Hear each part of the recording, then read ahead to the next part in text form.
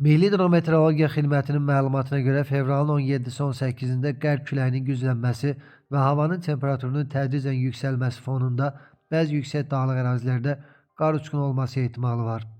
Bununla əlaqədar Fövqəladə Hallar Nazirliyi müvafiq təhlükəsizlik qaydaları ilə bağlı xəbərdarlıq edir. Doğru Xəbər Azərbaycan bildirir ki, qar uçqunundan qorunmaq üçün uçqun ehtimalı olan yerlərdən, o cümlədən dik yamaclardan kənar gəzmək, qar uçqunu başladıqda isə dərhal qaçaraq onun yol üstündən kənara çıxmağa çalışmaq və yaxınlıqdakı qayanın çıxıntısı altında gizlənmək lazımdır. Əgər qar uçqunundan qaçıb qurtarmaq mümkün deyilsə, çanta və bu kimi digər əşyaları kənara atın. Çömələrək dizlərinizi özünüzə sıxıb bədəninizi axının hərəkət istiqamətinə yönəldin. Uçqun sizi yaxalayıbsa. 1. Nəfəs yollarını qardan qorumaq üçün ağız və burnunuzu şərf, əlcək yaxud paltarın yaxalığı ilə örtün.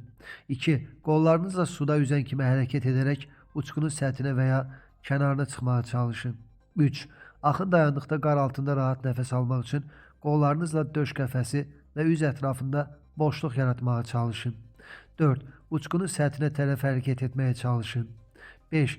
Qar altından müstəqil çıxa bilmirsinizsə, qışqırmaq və s. hərəkətlər etməyin.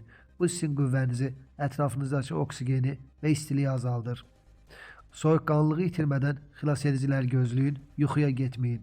Unutmayın, qaydalara biganəlik həyatımızın sonu ola bilər. Nazirlik eyni zamanda gözlənilən güclü küləklə bağlı da sarı xəbərdarlıq edib. Belə ki, fevralın 17-si və 18-ci gün ərzində Bakıda və Abşeron yarımadasında eyni zamanda Qusar, Şamaxı, Xızı, Qobustan, Goranboy, Daşkəsən, Kəlbəcər, Laçın, Zəngilan, Naftalanda güclü qərb küləyi əsəcək. Küləyin sürəti bəzi yerlərdə saniyədə 20 metrə çatacaq. Odur ki, güclü küləkli və qar uçqunu olan şəraitdə hər kəs təhlükəsizlik qaydalarına əməl etməlidir. Əks halda bu, həyatımız üçün faciə ilə nəticələnə bilər.